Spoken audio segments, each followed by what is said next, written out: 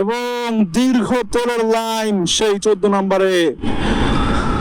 কি একটা বাজে অবস্থা, এই তেল সংকট কবে যে কেটে যাবে। আর রাস্তাগুলো দেখেন উল্টো উল্টো, এই যে উল্টো। আসসালামু আলাইকুম সবাইকে, তানভীর আহমেদ বলছিলাম। নতুন আরেকটি ভিডিওতে আপনাদের সকলকে স্বাগত জানাচ্ছি। আজকে আমার পাশে একটি হেলমেট দেখতে পাচ্ছেন। এই হেলমেটটা যে কোম্পানি, সেটা হচ্ছে এক্সর কোম্পানির। আমার কাছে এই একটাই হেলমেট রয়েছিল, কিন্তু আমার পিলিয়নের জন্য তেমন ভালো কোনো হেলমেট ছিল না। যেহেতু আমি একজন সচেতন নাগরিক, আমি এর আগের ভিডিওতে বলেছিলাম আমি সাধারণত একটা বাটি হেলমেট ব্যবহার করি, যেহেতু স্টুডেন্ট মানুষ, অ্যাফোর্ড কম ছিল। বাট আজকে চিন্তা করলাম, যেহেতু ঈদের সালামি পেয়ে হাতে কিছু টাকা পয়সা এসেছে, তো আরেকটি হেলমেট কেনা যাক। এবং আমরা আজকে মিরপুর 10 নম্বর যাব। মিরপুর 10 নম্বর থেকে একটি চিন্তা করেছি ভেগা হেলমেট কিনবো, বা এর থেকে যদি একটু ভালো মানের হেলমেট পাই তাহলে সেই হেলমেটটি আমরা নেওয়ার চেষ্টা করব।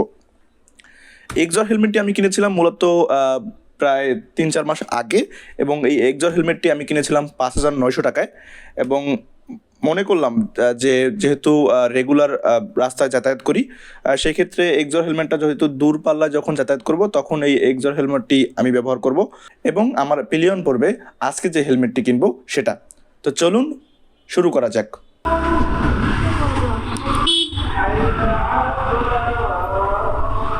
বাসা থেকে যখন বের হয়েছি তখন সময় ঠিক 8:05, এবং এখন এলাকা থেকে বের হয়ে 10 নম্বরের উদ্দেশ্যে যাত্রা করছি। আমার সাথে আমার ছোট বোন আছে। এক্সর হেলমেটটি যখন কিনেছিলাম তখন মূলত গিয়েছিলাম আসলে ভেগা হেলমেটটি কিনতে। তো ভেগা হেলমেটটি কিনে বাসায় আনার পরে একটা ফল্ট পাই আমরা, এবং ফল্টটা পাওয়ার পরে আমরা আবার যেই দোকান থেকে কিনেছিলাম সেই দোকানে যাই পরিবর্তন করার জন্য। পরিবর্তন করতে গিয়ে আমাদের এই এক্সর হেলমেটটি পছন্দ হয়ে যায়, এবং আমরা তখন এই হেলমেটটি ক্রয় করে নিয়ে আসি। তো আজকেও সেই ছোট বোনকে সাথে নিয়েই যাচ্ছি, যেন ওর মাথার সাইজ অনুযায়ী, যেহেতু আমার সাথে ম্যাক্সিমাম সময় থাকে, আমি ওকে কলেজে নামিয়ে দিয়ে আসি। সেই উদ্দেশ্যে চিন্তা করলাম যে ওকেই নিয়ে যাই, ও যেন কমফোর্ট অনুভব করে সেরকম একটি হেলমেট কিনবো। এবং অলমোস্ট এলাকা থেকে বের হয়ে গিয়েছি, একটু পরে মেইন রাস্তা। মেইন রোডে যখন উঠবেন একটু ডান দিকে তাকিয়ে নেওয়ার চেষ্টা করবেন। সন্ধ্যাটা বেশ জমজমাট মনে হচ্ছে।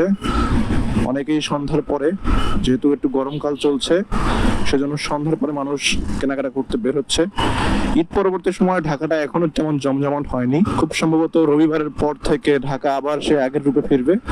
আজকে শুক্রবার, এবং শুক্রবার যেহেতু ছিল সেই উদ্দেশ্যেই দেখেছেন ভিডিওর প্রথমে আমি পাঞ্জাবি পরে রয়েছি, এবং পাঞ্জাবিটি আমাকে একজন গিফট করেছে, তাকে ধন্যবাদ।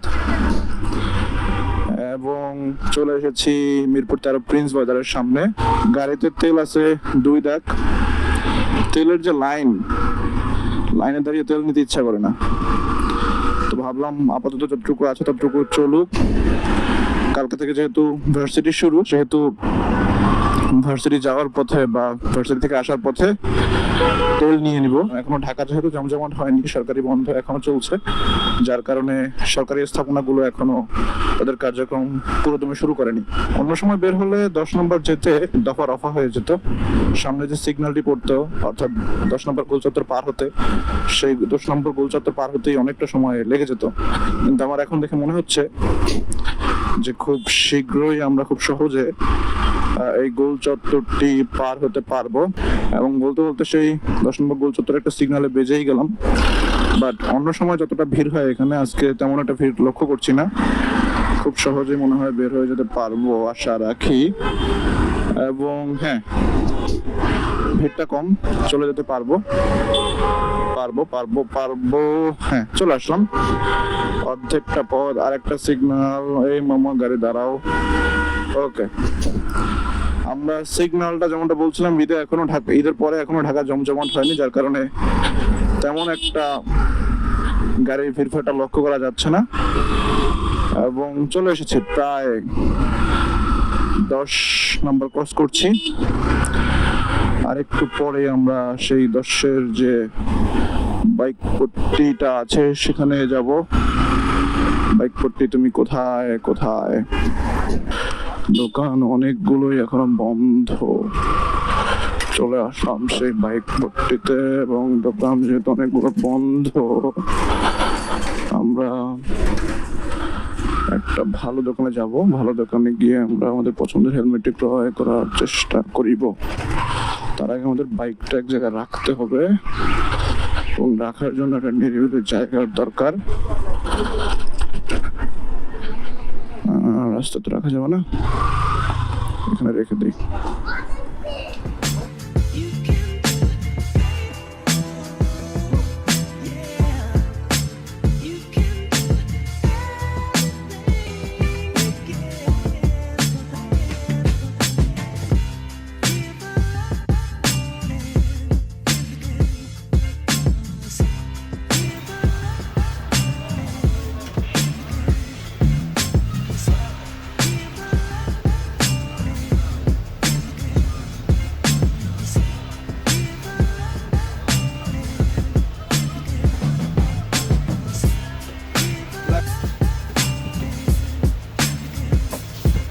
ঠিক আছে স্যার না আর সবজির সাথে ইউজ করলে আপনার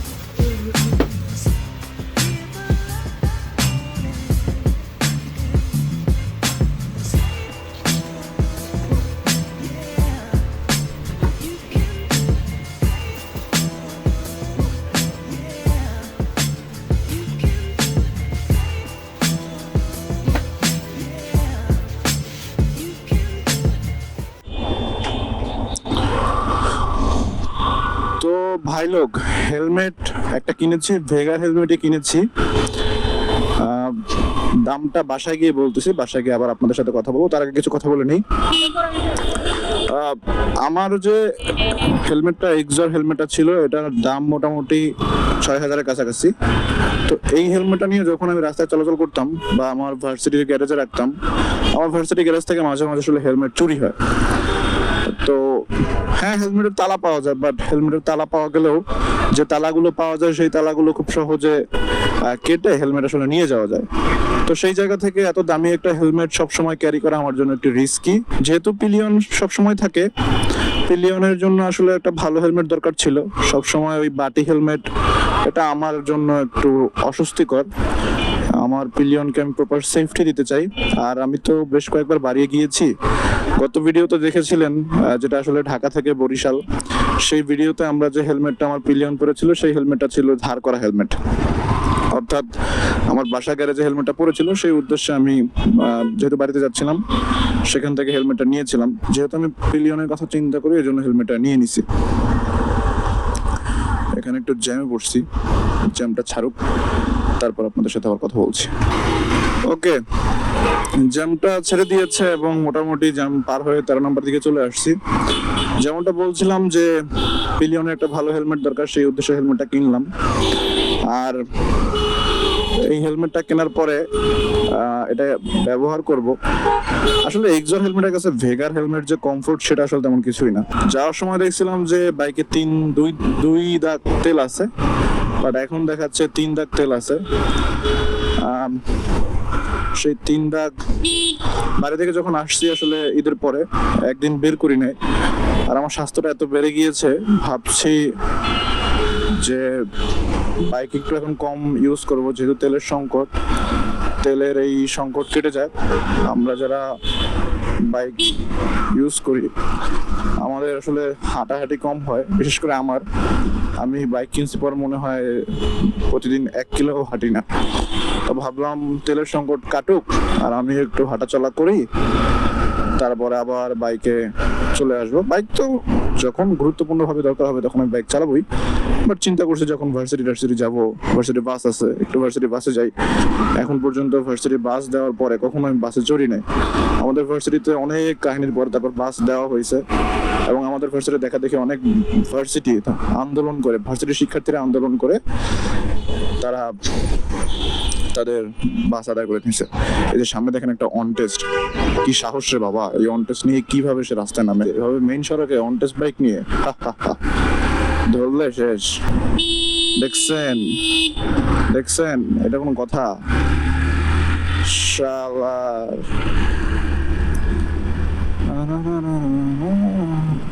অ্যাক্সিডেন্ট তো এই মুহূর্তেই হয়ে যেত, ভাগ্যিস কন্ট্রোল রাখতে পারছিলাম। মাঝে মাঝে ভয় লাগে অন্ধকারে, এভাবে কোনো লাইট নাই, কিছু নাই, রাত্রিবেলা তাকে আমি কিভাবে দেখবো ভাই? সে নিজেও কালো মতো জিনিস পড়ছে, সাইকেলও কালো, অন্ধকার দেখা যায় সব। আমরা আমাদের এলাকায় চলে আসছি, এলাকায় চলে আসার পরে এখানে মিরপুর 14 নম্বরে রাস্তার পাশে বেশ কিছু ফুডকার্ট রয়েছে, এবং যেহেতু একটা নতুন হেলমেট কিনলাম সেহেতু নিজেদেরকে একটা ট্রিট দিতেই পারি। তো আমরা এখানে হালকা পাতলা কিছু খাওয়া দাওয়া করবো, বাট ওই লস্ট আর সড়ক, আমরা তো ভুল করেছি, আমাদের আবার ইউটার্ন নিয়ে আসতে হবে সেই 14 নম্বর থেকে। এবং দীর্ঘ তেলের লাইন সেই 14 নম্বরে, কি একটা বাজে অবস্থা। এই তেল সংকট কবে যে কেটে যাবে? যেমনটা একটু আগে বলছিলাম যে তেল সংকট কাটুক, তারপরে বাইক রেগুলার চালাবো। এভাবে চালানো যায় না, এভাবে ঘন্টার পর ঘন্টা লাইনে দাঁড়িয়ে থাকা যায় না। যুদ্ধ কেটে যাক, পৃথিবীতে শান্তি নেমে আসুক, এটাই চাই। আর এখানে ইউটার্ন নিতে গেলে এখন যে প্যারা, ওরে প্যারা, এত প্যারা কেমনে সই? সেই এখন কচুঘাট থেকে ঘুরে আসতে হবে, আর ভালো লাগে না। না, এই যে সেই অটো, আমাকে যে প্যারা দেয়, এই যে সেই অটো। আর রাস্তাগুলো দেখেন উল্টো উল্টো, এই যে উল্টো, এই যে উল্টো, সব গাড়ি উল্টো আসছে আর আমাদেরকে প্যারা দিচ্ছে। ঢাকায় যখন তীব্র যানজট পড়ে তখন কিন্তু আসলে মানুষ একটা অস্বস্তিতে থাকে সারাক্ষণ, এই হর্ন ভালো লাগে না। বাট ঈদ পরবর্তী সময় রাস্তায় আমার মনে হচ্ছে হর্ন কিছুটা কম, এরকম নিরিবিলি থাকতো তাইলে ভালো লাগতো। আমার মনে হচ্ছে এই ঈদ পরবর্তী সময় কেমন যেন একটা অন্ধকার অন্ধকার ভাব ঢাকায়, মানে অনেক দোকানপাট খুলে নেয় তো, এই জন্য অনেক দোকানে সামনে অন্ধকার, যার কারণে রাস্তাঘাট অনেকটা অন্ধকার।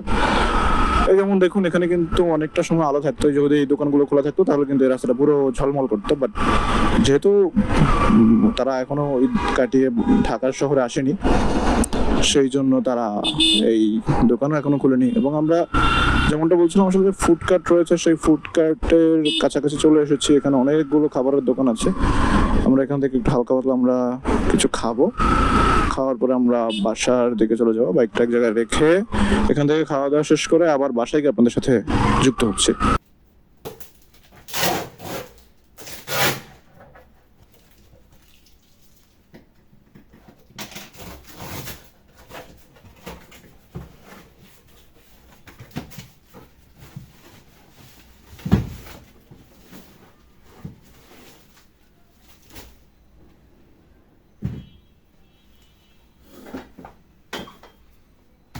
ওকে, বাসা থেকে যখন বেরিয়েছিলাম তখন সময় ছিল ঠিক 8:05, আর এখন সময় ঠিক 9:30, অর্থাৎ 1 ঘন্টা 25 মিনিটের মতো আমাদের লেগেছে। এবং আমরা দেখতে পাচ্ছেন সেই ভেগার হেলমেটটি কিনেছি। ভেগার হেলমেটটির দাম নিয়েছে 2000 টাকা। আমরা যখন এক্সর হেলমেটটি কিনতে গিয়েছিলাম কয়েক মাস আগে, তখন এই হেলমেটটি আমার কাছে চেয়েছিল 1800 টাকা। তো দোকানদারকে অনেক রিকোয়েস্ট করলাম যে 1900 টাকা রাখেন, বাট সে কোনোভাবেই রাখলো না, অর্থাৎ সে টাকা হাতে পেয়েছে, তার যেটা লাভ সেটা সে করে নিয়েছে। এখন আসি এই ভেগা হেলমেটটি আসলে কেন কিনলাম এবং এটার উপকারিতা কী। দেখুন, বাজারে যতগুলো হেলমেট আছে তার ভিতরে ভেগা হেলমেটটি বর্তমানে প্রচলন খুব ভালো, এবং সেই জায়গা থেকে, এবং কালো যেহেতু সেটা একটা ভালো দিক, ভাইজারটাও কালো পাইছি। এইসব বিবেচনা করে আসলে নর্মালের ভিতরে সবসময় যেহেতু ঢাকা সিটির ভিতরে রাইড করার জন্য ভেগা হেলমেটটি পারফেক্ট। আচ্ছা, হেলমেটটা কেনার সময় বেশ কয়েকটা দোকান ঘুরেছি এবং কয়েকটা সময় চিন্তা করেছি যে আসলে ভেগার থেকে ভালো মানের কোনো হেলমেট পাই কিনা, বাট আসলে আমার যে রেঞ্জ ছিল তার ভিতরে সেরকম কিছু পাচ্ছিলাম না। দেখতে পাচ্ছেন এরকম কয়েকটা দোকানে ঘুরেছি এবং কয়েকটা হেলমেট আমি চয়েস করেছি, পরে নেওয়ার চেষ্টা করেছি। এবং এই যে ভাইজার বাদে যেটা সামনে থেকে খোলা থাকে সেই হেলমেটটাও কয়েকবার চেক করেছি, বাট আমার কাছে আসলে এই ভেগার হেলমেটটি ভালো ছিল। তবে আমি এক্সজর হেলমেট এবং ভেগার হেলমেটের যদি কম্পেয়ার করি তাহলে এক্সজরের যে আসলে ফোমগুলো রয়েছে সে তুলনায় ভেগার হেলমেটের কিছুই না। আমি যখন আসলে ভেগাটা পরতেছিলাম তখন মনে হচ্ছিল আমি কি আগের বার এই ভেগা হেলমেটটি পরেছিলাম কিনা, কারণ আসলে এটা এত কমফোর্ট দেয় এক্সজর হেলমেটটা, সেই কমফোর্টটা আসলে ভেগার হেলমেটে পাচ্ছি না। বাট এটা তো অ্যাজ ইউজুয়াল দাম অনুযায়ী যেটা যেভাবে কমফোর্ট। তো অনেকটা দোকান ঘোরার পরে এই ভেগা হেলমেটটি আগে আমি যে এক্সজর হেলমেটটি যে শোরুম থেকে কিনেছিলাম সেখান থেকেই আমি নিয়েছি। তাহলে এই ছিল আসলে হেলমেট কেনার ব্লগটি। ভিডিওটি যদি ভালো লেগে থাকে অবশ্যই সাথে থাকবেন এবং নতুন নতুন আপডেট পেতে কোন ধরনের ভিডিও চান সেই পরামর্শ দিয়ে সাথে থাকতে পারেন। এবং আমার কথার যে বডি স্ট্রাকচার সেই অনুযায়ী আপনাদের কি মনে হয় যে আসলে কোন ধরনের ভিডিও আমার ক্ষেত্রে ভালো যায় সেটা আপনারা সাজেস্ট করতে পারেন, সেই অনুযায়ী ভিডিও বানানোর চেষ্টা করব। বিদায় নিচ্ছি এবারের মতো, দেখা হবে নতুন কোনো ভিডিওতে। ততক্ষণ পর্যন্ত ফ্রেম ইট উইথ তানভীরের সাথেই থাকুন। ভালোবাসা।